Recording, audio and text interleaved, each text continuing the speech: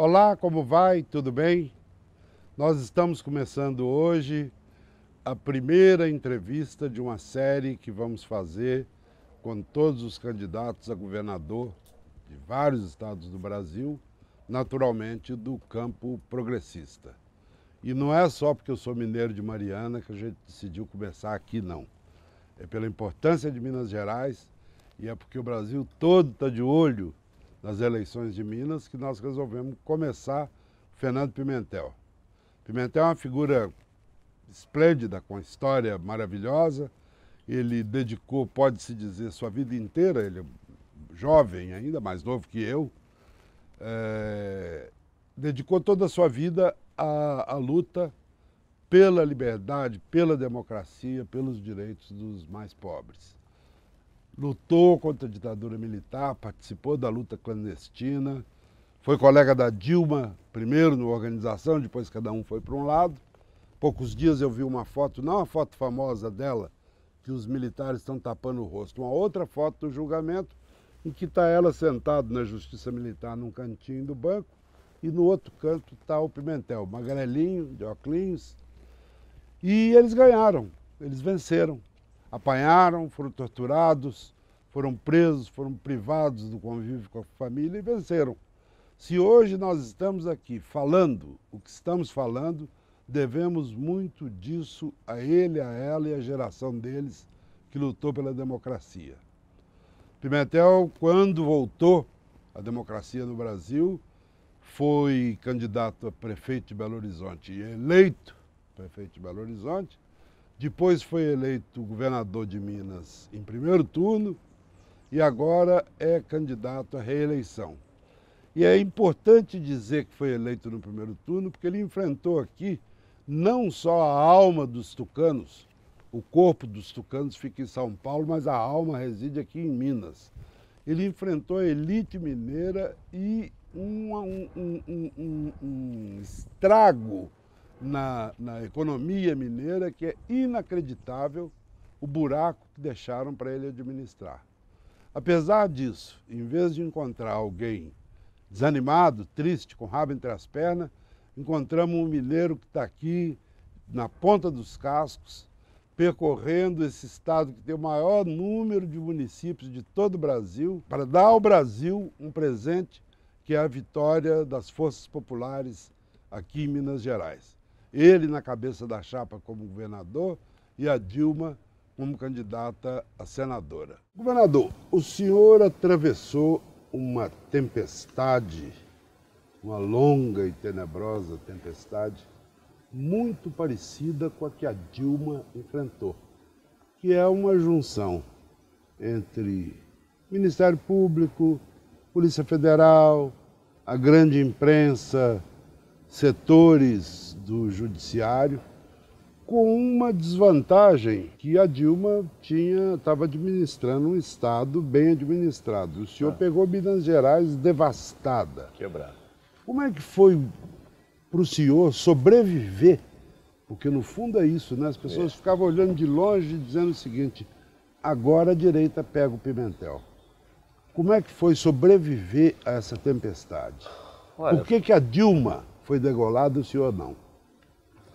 olha, bom, primeiro o seguinte, não foi fácil não.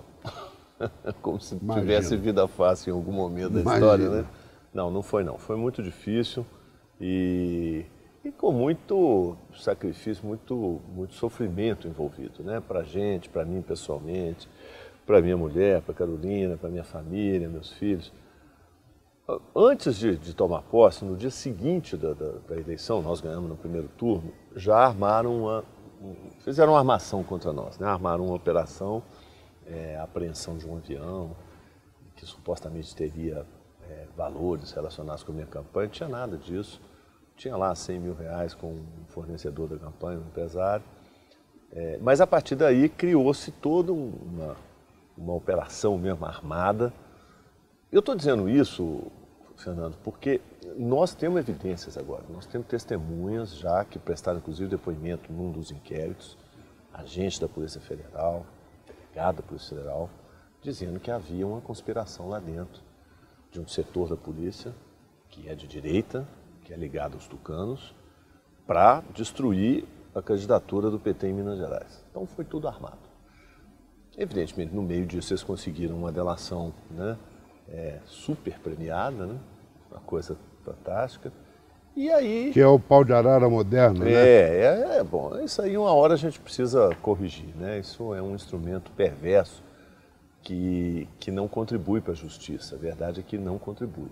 Mas é outra discussão. O fato é que essa armação redundou naquele monte de inquéritos e processos contra mim. Hoje estão todos aí na primeira instância. Estou me defendendo, não tenho nenhuma preocupação jurídica quanto a isso, porque eu sou absolutamente inocente, assim como a Carolina, minha mulher.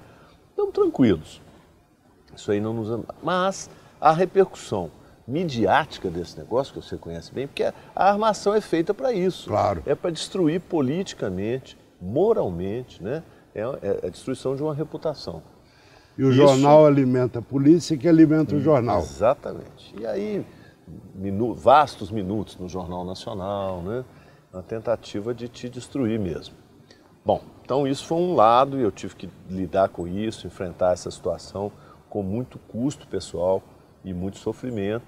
Não acabou porque está na justiça, mas agora está na justiça. Justiça é outra coisa.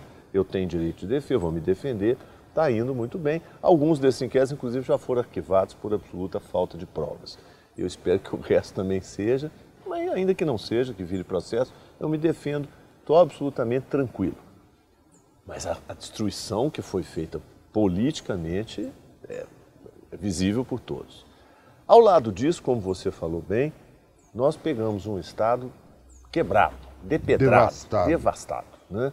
O que os tucanos fizeram, e o último mandato foi do Anastasia, foi destruidor, porque já vinha com... Que parece que é o cérebro de tudo isso, né? Mais do que o Aécio. É verdade, ele é que era o arquiteto das gestões administrativas, se é que se pode chamar aquilo de gestão, dos dois governos do Aécio e depois do terceiro governo dele mesmo, né? Então, depois eu posso falar do grande problema estrutural de Minas Gerais, mas de qualquer maneira, o que cabe dizer é o seguinte: nós já herdamos com um orçamento que teve que ser refeito, porque a peça orçamentária produzida pelo governo do Anastasia e que nós herdamos era falsa, maquiada, ela mostrava um superávit fictício de puro papel. 2 bi. Nós fomos lá, destrinchamos, mandamos outro orçamento para a Assembleia, que foi aprovado por unanimidade na Assembleia, com o déficit real, que era 7 bilhões na ocasião. 7 bilhões? 7 bilhões de reais. 7,8, quase 8. Hoje são 9, aumentou um pouquinho, mas é nessa casa. O déficit real do Estado de Minas Gerais é isso, entre 8 e 9 bilhões. E maquiado, só que esse déficit já existia no governo dele. A cada ano ele dava uma pedalada, maquiada e ia conduzindo. Né? Ele pegava dinheiro de uma estatal, pegava dinheiro de uma... Isso, fechava, tampava aquilo com receitas extraordinárias de dividendos fictícios também da CEMIG. Por exemplo, você tem uma ideia, no último ou penúltimo ano do mandato dele, eles tomaram dinheiro no mercado pela CEMIG, dinheiro emprestado, 2 bi, quase 2 bi, ou mais de 2 bi, e distribuíram como dividendo, como se aquilo fosse lucro. Porque uma parte disso ia para o Estado, porque o Estado é o principal acionista da CEMIG, que era um jeito de tampar o buraco do Estado. Então, práticas administrativas e contábeis nocivas, perniciosas, né? E agora você imagina, por ironia da história, ele foi o relator do processo que levou ao impeachment da presidenta Dilma, acusando-a de pedalada fiscal, coisa que ela não... Hipocrisia mais declarada. Coisa que ela não fez e que ele sim praticou à exaustão em Minas Gerais no mandato dele, como nós podemos mostrar e provar. Aliás, para isso é bom a campanha eleitoral, né? Sim. Serve para essas coisas. Que é a hora de pôr as coisas nos seus devidos lugares. De mostrar a verdade. Então, isso foi a nossa realidade. De um lado, uma perseguição policial e judicial desabrida, escancarada, e de outro, um Estado quebrado. E a gente tendo que administrar com enorme dificuldade.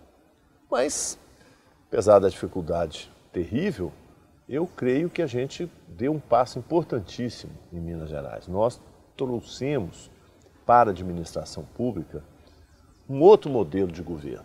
Porque, na verdade, Moraes, você sabe disso, Minas nunca tinha sido governada por um governante de esquerda. Nunca. Você é mineiro. A coisa mais parecida com o governo de esquerda que teve aqui foi Itamar Franco. Um homem de bem, um democrata, sim, sim. Né, nacionalista. Mas que foi um hiato, né? Mas um hiato, e era um homem de centro, digamos assim, né? Não era exatamente... Então, esquerda mesmo, esse seu amigo aqui é o primeiro que tem essa tarefa. Osso duro de passar na garganta dos tucanos daqui. Exatamente, né? E da elite conservadora de Minas Gerais, que não é brincadeira, você conhece bem, né? Então, soma tudo isso, é um quadro de muita dificuldade. Mas dificuldade é o outro nome da coisa, né? É o outro nome da luta, a gente está acostumado. Eu sou da geração, mais ou menos a sua também, né? Que veio para a disputa política nas jornadas de 68. Você é um pouco anterior, né? Não, mas não muito. Os franceses têm um nome chique para isso. Você vai na França, você pode falar assim, je suis Soissons Huitard. Soissons Huitard. O 68ista. Eu sou 68ista. Aqui a gente não tem essa sofisticação, mas eu sou daquela época. É que naquela época vocês estavam dando tiro e eu estava cobrindo vocês como repórter. Eu lembro, eu era seu leitor na Realidade, na revista Realidade, né? De saudosa memória. No tempo que tinha jornalismo, na grande mídia tinha jornalismo de qualidade. Né? Hoje, infelizmente, é raro achar, né? Mas eu sou dessa época. Então, 50 anos de trajetória política, de vida política. Então é o seguinte, a dificuldade existe, é real. A gente nunca imaginou viver uma situação como nós estamos vivendo hoje no Brasil, né? Essa tragédia da prisão do Lula, da condenação, da perseguição e esse avanço do fascismo. Mas eu acho que cabe a nós enfrentar isso, né? Pois é, o senhor deu aí uma falta de sorte, digamos, que o senhor já pega o governo nessas circunstâncias em que falávamos. Sim. No meio dele veio o golpe, que só piora a situação. Só piora. O senhor passa a ser cercado, Minas passa a ser cercada pelos golpistas. O senhor, na verdade, pegou duas tempestades. Duas tempestades. Eu ainda tinha alguma esperança ali no primeiro ano, né? 2015, quando a gente assumiu. Não, sendo a presidenta Dilma vai nos dar alguma ajuda, algum apoio, enfim, vai republicana que ela vai tentar também recuperar o pacto federativo com todos os estados que começava a entrar em risco por causa da recessão, né? Mas não foi isso que aconteceu. O primeiro ano dela, ela ficou praticamente paralisada com aquela coisa do bloqueio político, né? A partir do processo de impeachment, mas mesmo antes, né? Porque o cerco político começou antes, né? Começa no dia seguinte da eleição, quando o candidato derrotado dá uma entrevista e diz: não reconheço o resultado das urnas, vou pedir recontagem dos votos, e abre guerra aberta, né, contra um governo legitimamente eleito, né? Eu acho que ali a direita mostrou os dentes, né? A direita mostrou que não aceitaria mais ser derrotada. Por essa gentalha do PT. Por essa gente que olha para os pobres e que é deles, entendeu? Ali foi o arreganho da direita, né? E usando um personagem, hoje todo mundo sabe qual é o verdadeiro caráter dele, mas que tinha tido uma votação também expressiva, portanto acharam que ali era o momento de fazer a virada, né? E aí, essa tragédia que começou. Isso nos atrapalhou demais em Minas Gerais, porque Como é que o senhor saiu desse buraco? Porque é um duplo buraco, né? De um lado, uma tragédia econômica, uma tragédia financeira. E do outro lado, uma perseguição política, de mídia. Como sair disso vivo? Sorridente, né? Não, essa aí é característica pessoal mais do que política, né? Eu sempre, assim, acho que eu herdei da minha mãe era uma pessoa muito bem-humorada, muito afável, assim, e com um espírito elevado, né? E ela dizia sempre isso: você tem que ter a capacidade de rir de você mesmo. Esse o senhor é de que é o onde? bom humor. Eu sou Belo Horizontino, né? Filho de mineiros também. Minha mãe era de Sete Lagoas, meu pai era da Zona da Mata, ali de Rio Novo. Então ela tinha essa, acho que eu herdei um pouco isso dela. A gente não pode se deixar abater, né? Se você baixar a cabeça e começar... Te destrói. Aí acabou, aí você está destruído. Então, o espírito alto, né? As coisas, o dia ruim passa, o dia seguinte é melhor, olha para frente, tenha fé, tenha esperança e vamos tocando em frente. Então, bom, mas nós estávamos falando do cerco. O cerco do governo Temer a Minas Gerais é uma coisa impressionante.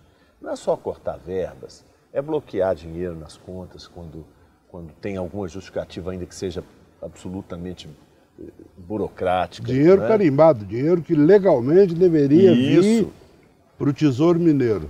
Carimbado, mas bloqueado por alguma exigência burocrática desnecessária.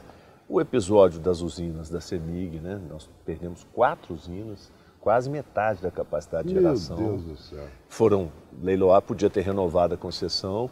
Nós fizemos uma proposta de negociação que podia ter sido aceita, não haveria prejuízo nenhum para o Tesouro Nacional, mas não, botaram em leilão e hoje as usinas são de empresas chinesas, né, empresas estrangeiras, patrimônio do povo mineiro, do povo brasileiro, na verdade. Mas aí não é novidade, é o que estão fazendo, vendendo o país a preço de banana, né? Bacia das almas. Sem nenhum demérito para os produtores de banana de Minas Gerais. Claro, que é uma boa banana. Boa banana lá do Jaíba, do Janaúba. Nós temos o maior exportador de banana do Brasil hoje é mineiro. E a gente tem muito orgulho disso. Mas, de fato, o preço não é comparável com... Claro. Não é? Então, eu acho o governo Temer um desastre, né? Um desastre. Eu vou até fazer uma ressalva, porque, pessoalmente, eu tenho uma boa relação com o presidente Temer. Não posso me queixar dele como pessoa. Me trata bem, é uma pessoa educada, você o conhece. Eu convivi 40 anos com ele. Pois é um gentleman, né? E eu tenho até relação afetiva pessoal muito boa com ele. Mas o governo dele é um desastre. É um desastre. Aquilo ali... Quebrando o país. Está quebrando o país numa concepção errada. Ele é refém daquela situação. Não sei se vai reagir algum dia. Está sonhando simplesmente em terminar o mandato. E os ministros e aquela gente que está em torno dele promovendo uma devastação a partir de Brasília em todo o território nacional. Então, eu acho que a gente precisa, assim, é fundamental para a sobrevivência da nação brasileira que um candidato do campo democrático popular ganhe as eleições. Nós precisamos ganhar essa eleição próxima agora de presidente da República e voltar o Brasil para o trilho, para o rumo certo, voltar o Brasil para o trilho da justiça social, da igualdade, da soberania nacional, coisa que eles julgaram fora. Jogaram fora. Então a tarefa é essa. Daí a nossa resistência aqui em Minas, é uma trincheira democrática de resistência, vencendo todas as dificuldades e a nossa campanha de reeleição, né? Às vezes alguém chega para mim e diz assim, mas você vai ser candidato, você vai ter muita dificuldade, o governo está parcelando o salário, não sei o que, mas é a nossa sina é essa. É isso. Né? Os fatos são assim. Os fatos são assim. Então nós vamos fazer uma campanha, certamente não será fácil, mas é uma campanha que vai brandir as bandeiras que presidem a nossa trajetória política desde os anos 60. Claro. Né? É a resistência democrática, é a luta pela igualdade social, né? É a luta pela soberania nacional. Então nós vamos nessa linha. O senhor sabe que eu, vendo a distância, vendo Minas Gerais à distância, e obrigatoriamente a gente acaba lendo os jornalões e vendo a TV Globo, vendo esse negócio horroroso.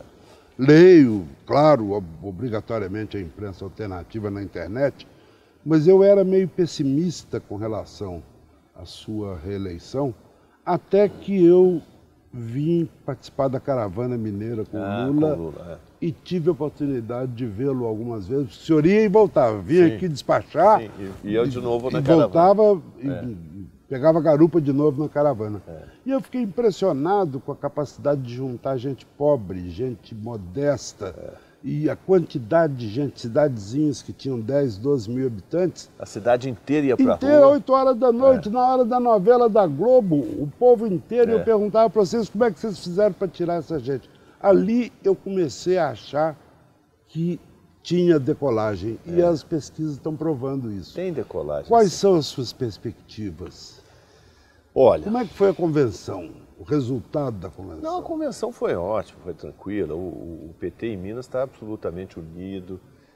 A candidatura Dilma, para nós, ajuda demais, ao contrário do que especularam no início. Vai atrapalhar aqui, uma aliança aqui, outra ali. Isso não é importante, o importante é a presença dela aqui. Ela tem uma imagem muito forte como ex-presidente, como liderança ligadíssima ao presidente Lula, coisa que eu também sou. Então, a convenção é tranquila e nós Bom, o senhor foi companheiro dela desde o tempo da resistência. Sim. Aqui em Belo Horizonte, nós militamos juntos na mesma organização, né, clandestina, obviamente, porque tudo era clandestino. Vá Palmares. Não, aqui era Colina. Aqui era Colina primeiro, que depois é que houve... E depois ela ficou na Vá Palmares e eu fui para a VPR, mas aí, dos tempos, né? Mas somos companheiros desde então e, bom, falávamos da campanha. Eu acho o seguinte, Moraes, essa nossa caminhada agora vai ter três, digamos, eixos, né? Três vislumbres, três perspectivas. A primeira é o seguinte, nós vamos fazer uma campanha falando a verdade para a população. Você pode dizer, mas você não dizia a verdade antes? Não, dizia, sempre disse. Mas agora eu vou dizer a verdade a partir do posto em que eu estou, de governador do estado. Isso vai nos diferenciar das demais campanhas. Exato. Porque o que eu estou assistindo até agora, dos outros pré-candidatos aí que vêm por aí, é uma tentativa fantástica de mistificação, né? De se apresentarem soluções mágicas para os problemas financeiros do Estado, para o desequilíbrio das contas, quando o problema é estrutural. E é isso que nós vamos mostrar, com clareza, com transparência, com honestidade, com sinceridade. Não vamos falar com o povo mineiro a verdade. Não vamos iludir ninguém, né? Então vai melhorar? Vai melhorar, mas para melhorar depende disso, disso e disso, né? E o primeiro disso nós temos que eleger um presidente do campo democrático popular para refazer o pacto federativo, para fazer as reformas necessárias, mas as reformas feitas na perspectiva do povo e não das elites, que é o que estamos tentando fazer lá com esse pacote que o Temer tentou atravessar na Câmara, né? Então, primeira coisa, é uma campanha da verdade. A segunda coisa, nós vamos discutir o novo modelo de governo que veio para Minas Gerais quando nós chegamos. É um governo que, de fato, ouve as pessoas, né? Você sabe disso. Nós criamos, implantamos essa concepção e esse mecanismo dos fóruns regionais de governo, dividimos o Estado em 17 regiões. Eu fui pessoalmente a cada uma delas, abri a rodada dos fóruns, fizemos 2 rodadas já, né? Porque a ideia do fórum regional de governo como se fosse uma grande assembleia das lideranças populares, sindicais, empresariais, políticas, religiosas, estudantis, de trabalhadores de cada região, e essa Assembleia discute as prioridades da região. Isso é uma novidade histórica, nunca foi feito isso em Minas. Você tem uma ideia, Moraes, como é que esse estado era governado? Quando a gente faz o fórum regional, então você se desloca, digamos, para Montes Claros, que é a região norte, né? Nós vamos fazer aqui o Fórum Regional da Região Norte. Aquilo você convoca todas as lideranças, vereadores, prefeitos, líderes religiosos e tal, para um dia X. A gente vai um dia antes para organizar a coisa e chama uma reunião dos órgãos de governo presentes naquela região. Os órgãos de governo, Superintendência de Educação, Superintendência de Saúde, a CEMIG, a Copasa, o comandante da Polícia Militar, da Polícia Civil e assim por diante. Você acredita que em todas as regiões que nós fomos, esta reunião dos órgãos de governo era a primeira vez que se fazia? Nunca o governo do estado tinha ido para lá, reunir os seus gestores daquela região e organizá-los. Veja bem, você resolve uma infinidade de problemas simplesmente juntando as pessoas, entendeu? E tem uma particularidade que a maioria dos espectadores não sabe, que sobretudo quem não está habituado à política, é que Minas Gerais é o estado que tem o maior número de municípios do Brasil. 853 municípios. E tem a ciumeira, se o senhor for em Inhapim e não for a Guanhães, o de Guanhães vai dizer ele foi em Inhapim e não veio a Guanhães. É isso mesmo, é exatamente isso.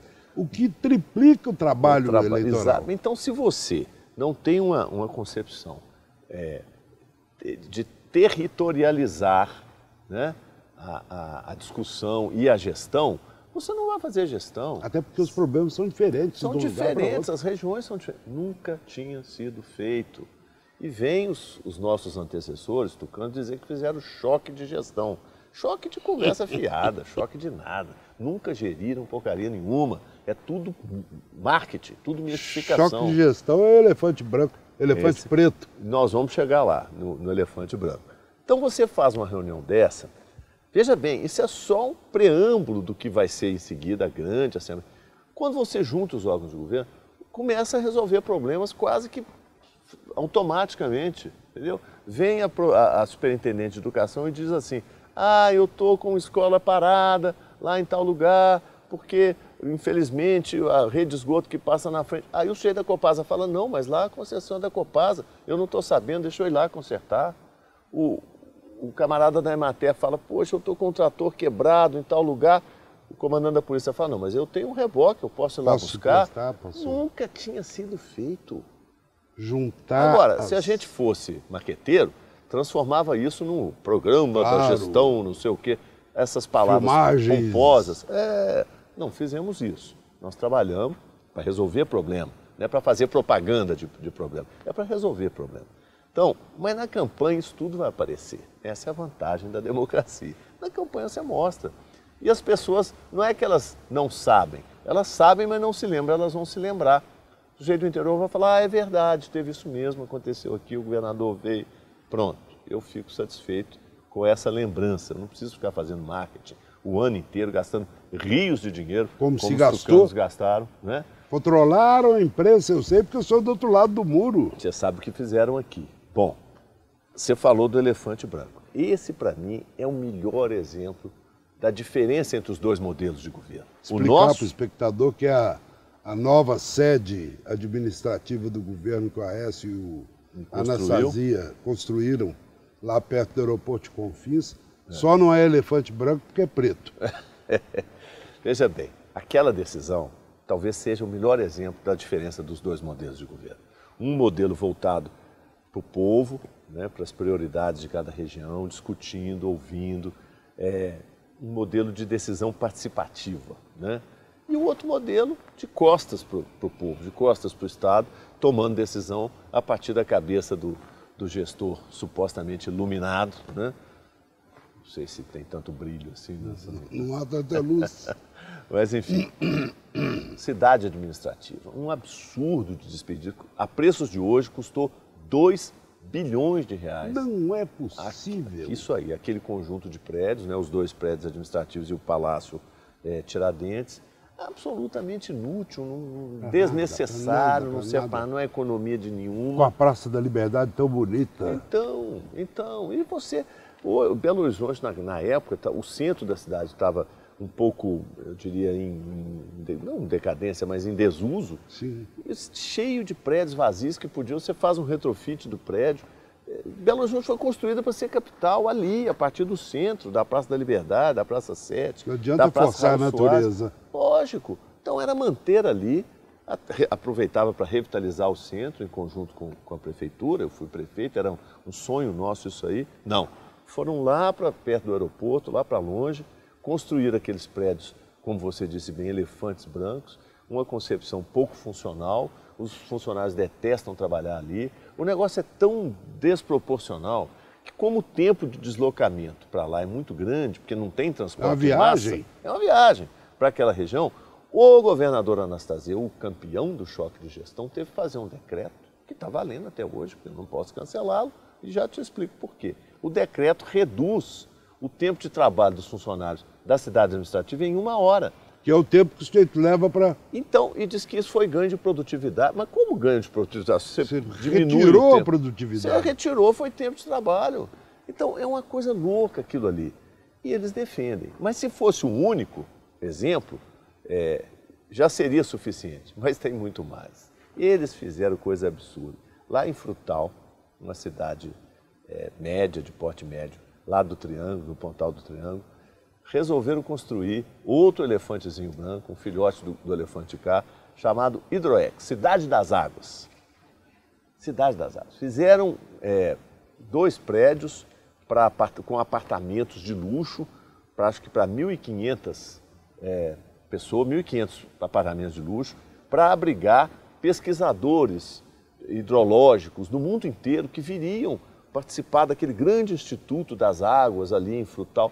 Uma coisa absolutamente megalomaníaca, solta no espaço e no tempo, desvinculada de qualquer programa nacional sabe, assim, um negócio maluco.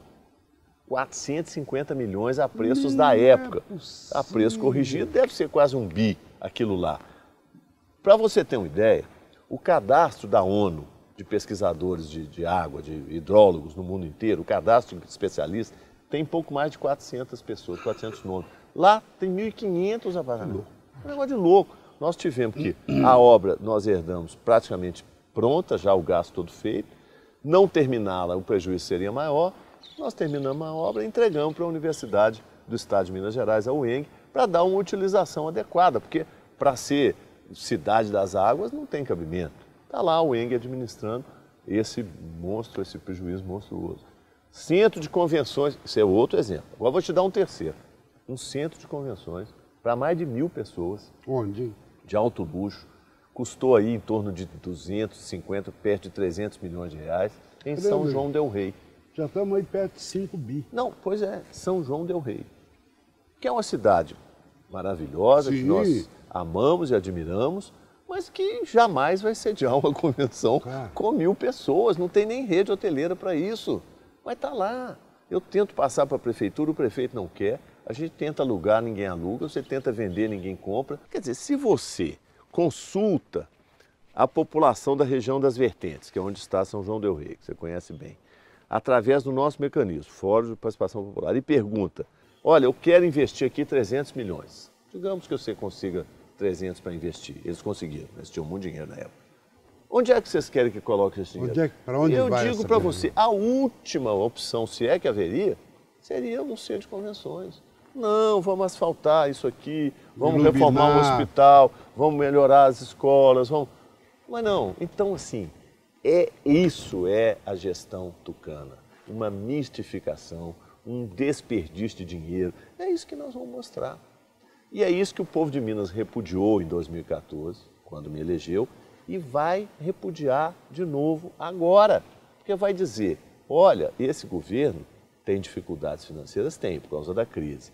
Esse governo está tendo que parcelar, tem atitudes do governo que até sacrificam o servidor público. É verdade? É, mas esse governo é o nosso governo, que nos ouve, que nos escuta, que define as prioridades junto conosco. O senhor está vindo agora de uma reunião com sindicalistas, né? Eu estava lá com os 12 sindicatos do setor público, né? E conversando dessas coisas, mostrando para eles os números. E claro, como você imagina que eles não vão te aplaudir se você está parcelando os salários deles, mas eles entendem perfeitamente o que aconteceu em Minas Gerais nos governos passados e o que está acontecendo agora. E aí então eu chego no ponto, o terceiro ponto. Eu falei para você que nós vamos falar a verdade, que nós vamos mostrar um modelo e que nós vamos levar o eleitor a fazer o raciocínio, que eu acho que é inevitável que ele fará, porque já está fazendo no Brasil inteiro, que é, além da verdade do modelo, o raciocínio sobre a que campo pertence aquela candidatura. Sim. Nós de que lado nós estamos? Nós estamos do lado democrático popular. Eu sou do lado do Lula, do lado da Dilma, do lado dos nossos companheiros que lutam, desde lá da nossa origem, nos anos 60, pela igualdade social, pela justiça, pela liberdade de expressão, né? Pela liberdade de organização, pela democracia. Nós somos desse campo, nós somos desse lado. E temos um imenso orgulho de ser do mesmo campo do presidente Lula. O lado de lá, hoje, tem vergonha de mostrar suas lideranças. Tem vergonha. Que é uma coisa curiosa, né? Que as chamadas virtudes do PSDB de Minas Gerais eram quase com a verdade nacional, até que começaram a aparecer os grampos. Você vê o Aécio falando aquelas coisas que falou, que mata, que manda matar, manda botar dinheiro na mala, leva o dinheiro e mata o primo, não mata o primo. Pois é, esse é um exemplo, mas eu acho que eles têm hoje uma grande dificuldade em Minas de mostrar a verdadeira cara deles, né? E nós não temos nenhuma, né? Eu sou do campo do Lula, sou do campo democrático popular, fiz essa escolha há 50 anos atrás, nunca mudei de lado, nunca troquei a camisa do meu time, é esse aí. E nós vamos para a luta com esse time. Eu não tenho a menor dúvida que isso vai ser decisivo na formação do voto, aqui no Brasil inteiro. É disso que eu queria falar. O senhor tem noção do grau de responsabilidade que está recaindo sobre os seus ombros nessa eleição? Porque o Brasil está de olho na eleição presidencial, naturalmente, é óbvio, mas está de olho em Minas Gerais, porque Minas, os tucanos, na verdade, o corpo deles vivia em São Paulo, mas a alma estava aqui. É verdade. E vocês estão salgando a alma deles aqui. O senhor tem noção do grau de responsabilidade, de como o Brasil está olhando para o senhor, olhando para Minas, com a esperança de que aqui volte para o campo democrático? Pois é, não, veja bem, nós sabemos sim dessa responsabilidade, até porque na eleição de 2014, quando foi reeleita a presidenta Dilma, Minas teve um papel decisivo, né? O adversário dizia e proclamava aos quatro cantos que ia impor aqui uma derrota à presidenta Dilma com 4 milhões de votos de frente. Deram entrevista dizendo isso. Sim. Eu vou botar 4 milhões de frente, dizia o senador Aécio Neves. Não só não colocou os 4, como ainda saiu devendo 600 mil. Porque nós ganhamos dele com 600 mil votos de frente no primeiro turno e repetimos no segundo turno. E eu ganhei no primeiro, não tive que disputar o segundo, né? Então, isso foi decisivo para a vitória da presidenta Dilma. E eu creio que vai ser de novo agora decisivo. E creio que o resultado vai ser semelhante. Mas como eu não sou tucano, de sair proclamando número e cantando vitória antes da hora, eu tenho toda a humildade do mundo para dizer, olha, hoje nós estamos na pesquisa empatados com o outro candidato, ele talvez tenha um pouquinho mais do que nós, mas é margem de erro. Eu tenho muita humildade para dizer, vai ser uma campanha difícil, né? Reconheçamos que o lado de lá também tem a sua força, mas nós vamos ganhar. Eu tenho convicção que nós vamos ganhar. Agora, ganha e como é que reconstrói? Bom, aí vem a tarefa. Como é que reedifica essa a casa que foi demolida pelos tucanos? Não, aí vem a tarefa que eu acho que não é só nossa, sabe, Fernando? É de todos os governadores. E, na verdade, o Brasil inteiro vai ter que encarar isso. Eu vou ser bem sintético aqui, porque é um tema vasto, mas é a nossa discussão hoje aqui em Minas, a nossa visão. O problema de Minas, o problema estrutural do estado de Minas Gerais, é mais ou menos o mesmo de todos os estados. É claro que os graus são diferentes, quer dizer, Minas, Rio e Rio Grande do Sul estão em situação pior, mais aguda, mas os outros vão para o mesmo caminho, dependendo do tempo. Os estados mais novos, tipo Tocantins, hoje não tem problema, claro. Vão ter daqui a 20, 30 anos. Nós temos. São Paulo também tem, mas como São Paulo é muito rico, não aparece. E é o mesmo problema da União, chama Previdência Pública. Eu vou dar um número, vou explicar rapidamente, e o pessoal que está nos assistindo no seu muito bem afamado e seguido blog, né, o Nocaute, vai saber do que eu estou falando. O resultado do ano passado, 2017, Minas, se você pegar só o orçamento fiscal, nós somos superavitários, tá? Tira a Previdência Pública, como se fosse possível tirar, e fica assim, a receita do Estado de um lado e as despesas, exceto pagamento de aposentados, de outro. Se fizermos isso, sobra ou sobraria mais ou menos 8 bilhões de reais por ano. 8 bilhões. Você vê que o ajuste fiscal está feito, nós fizemos o ajuste. Tá? Qual é o ajuste? Você aumentou a receita, mais ou menos congelou, manteve estabilizado o gasto de custeio e tem um superávit de 8 bilhões no ano passado, 8 bilhões fiscal. Então, daria para a gente pagar todas as despesas nossas, fazer os repasses para os municípios, os repasses constitucionais para os outros poderes, pagar a dívida com a União, precatórios, o custeio das escolas, da máquina pública e a folha dos ativos, e ainda sobraria 8 bilhões. 8 bilhões? Agora traz a Previdência. Qual é o retrato da Previdência Pública em Minas? É o seguinte, a gente arrecada mais ou menos 5,5, o ano passado foi isso, 5,5 bilhões de contribuição previdenciária na folha, mais a patronal, dá 5,5 bi. E paga 22 bilhões. Nós pagamos 22 bilhões de folha de aposentado. Então abre um rombo de 16 bilhões, 17 bilhões. Que só aumenta. Aí você pega os 8 de superávit lá do fiscal, põe aqui dentro, ainda fica faltando 8. Buraco. Então, o déficit do Estado de Minas Gerais, todo ele é da Previdência Pública do Estado. Significa o quê? Que Minas, assim como o Rio, assim como o Rio Grande do Sul, assim como vários estados do Nordeste, crescentemente pega dinheiro dos impostos da população e tem que usar esse dinheiro, cada vez em quantidade maior, para pagar a folha de aposentados. Bom, se você... Então esse é o drama da Previdência. E hoje eu falei isso para os sindicatos e eles entenderam.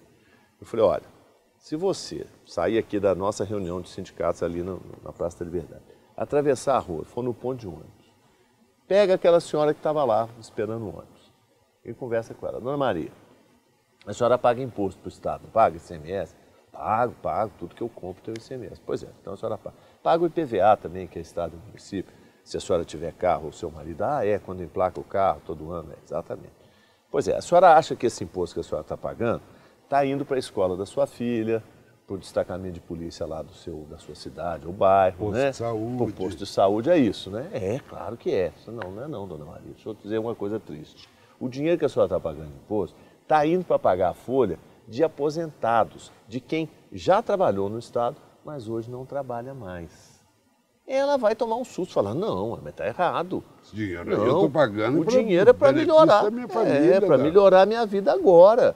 Eu tenho muito respeito por quem já trabalhou, mas esse é o problema dele lá. No meu dinheiro não pode ir para isso. Pois não, Maria, o dinheiro da senhora está indo aqui em Minas, no Rio está indo, no Rio Grande do Sul está indo, e na União também, e no governo federal também, porque o déficit da Previdência Pública da União é 86, se não me engano, no ano passado foi quase isso, 90 bilhões de reais por ano, e a cada ano aumenta mais. Nós temos que solucionar esse problema sob pena das Dona Maria do Brasil inteiro se revoltarem de uma maneira que torna impossível inviável administrar. Não tem jeito, elas não vão aceitar isso porque não é justo. O modelo da Previdência Pública no Brasil tem que ser revisto. E digo mais, tem que ser revisto sem colocar a culpa no aposentado, sem sacrificar o aposentado. Falar, então vou cortar o salário dele. Não adianta, ele recolheu. De jeito nenhum. Tem o direito ele dele. tem direito dele. Eu sou aposentado. Pô, você eu também sou da Universidade Federal, fui professor há 30 anos, aposentei tem 2 anos atrás. Tem lá um salário pequenininho, mas tem. Sim. Bem, vai cortar o salário da gente? Não pode.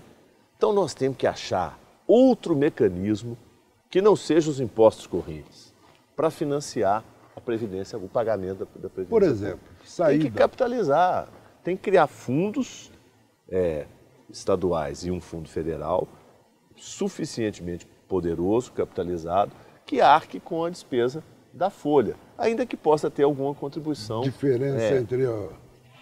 Aí o centro fala, mas como é que funciona isso? Funciona como, por exemplo, o fundo do Banco do Brasil, a Previ, né, que é o fundo previdenciário do Banco do Brasil, ou da Petrobras, o Petros, né?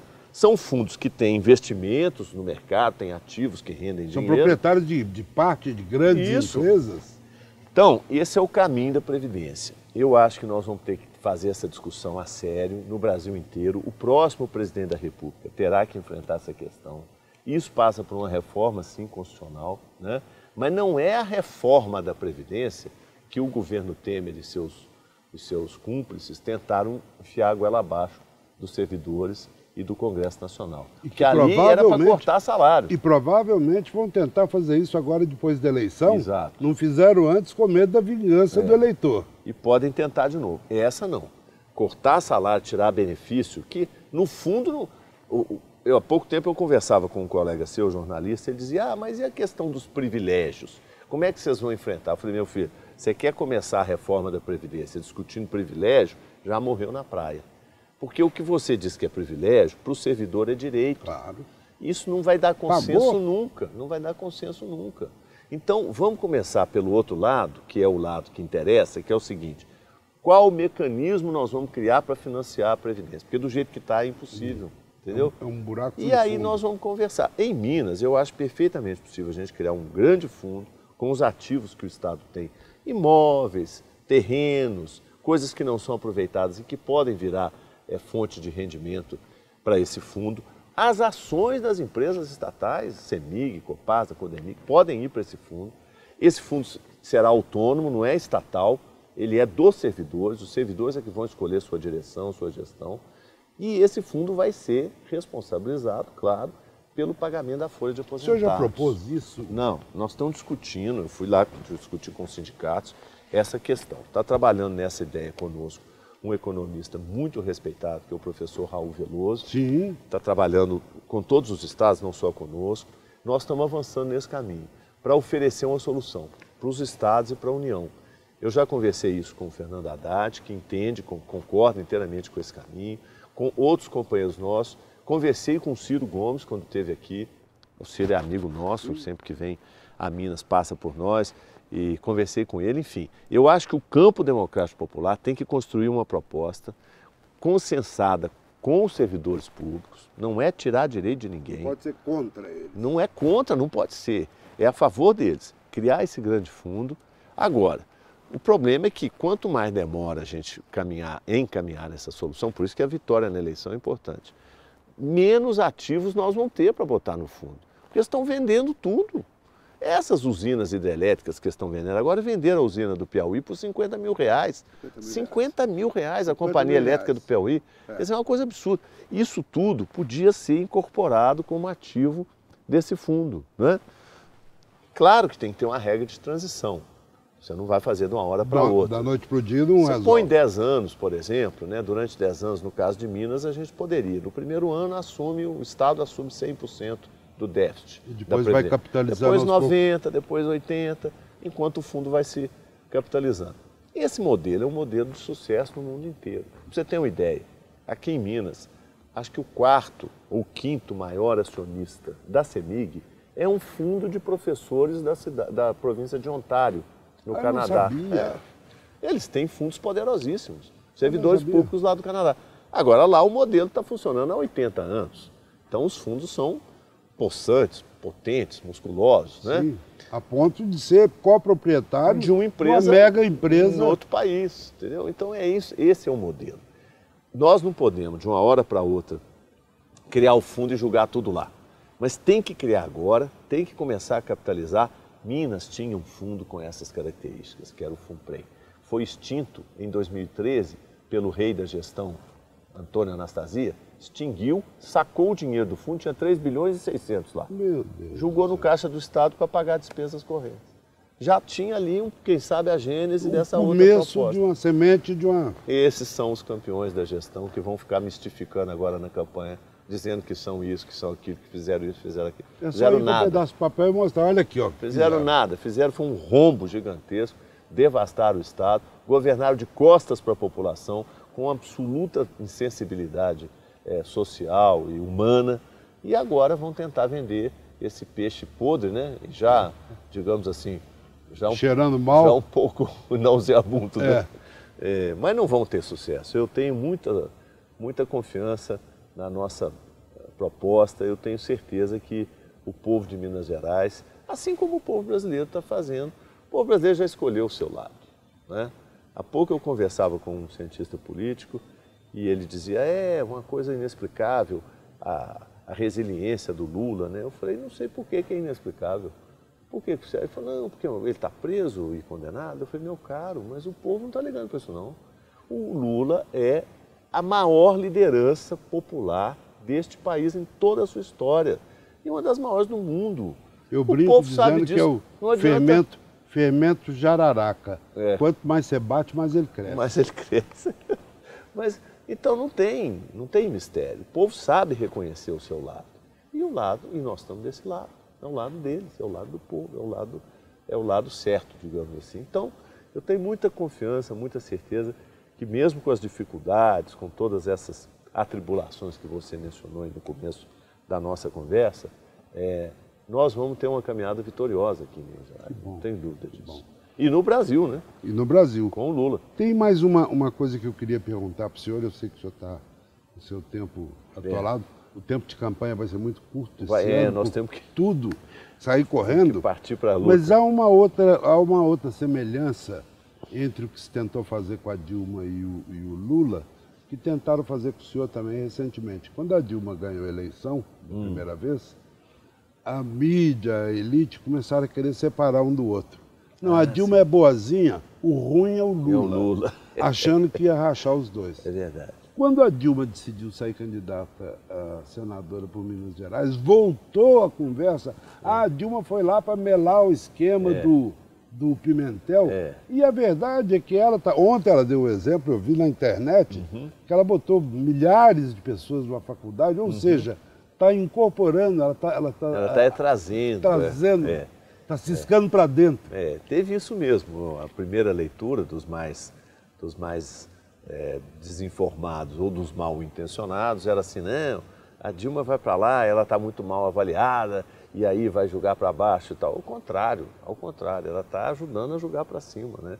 É uma contribuição importantíssima para nós. Então, eu estou muito satisfeito, acho que nós vamos fazer uma bela campanha.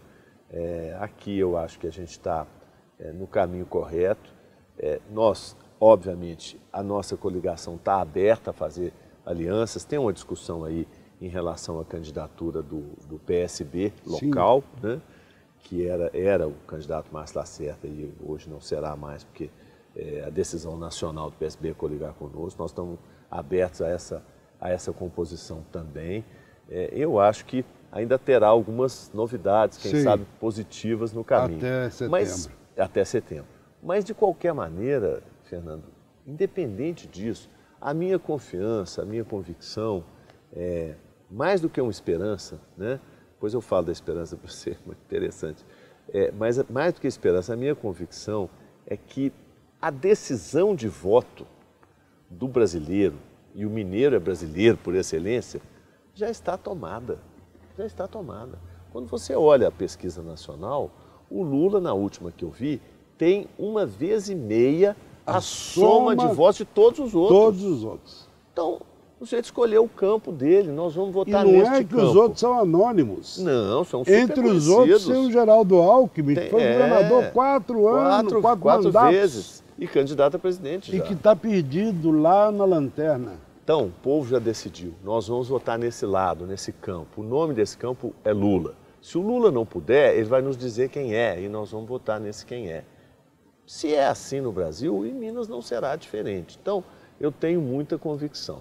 Eu falei com você que eu ia falar de esperança, porque tem uma coisa muito interessante. E aí eu vou me permitir citar o nome do autor, porque ele é amigo nosso e não ficará infeliz com essa citação. Eu conversava há um tempo atrás com o professor Marcos Coimbra, da Vox Populi, um grande amigo.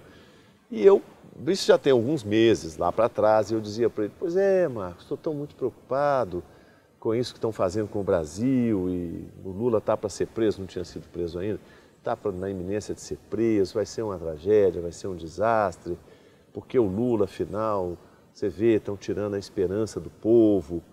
E aí ele olhou para mim e falou, como assim a esperança?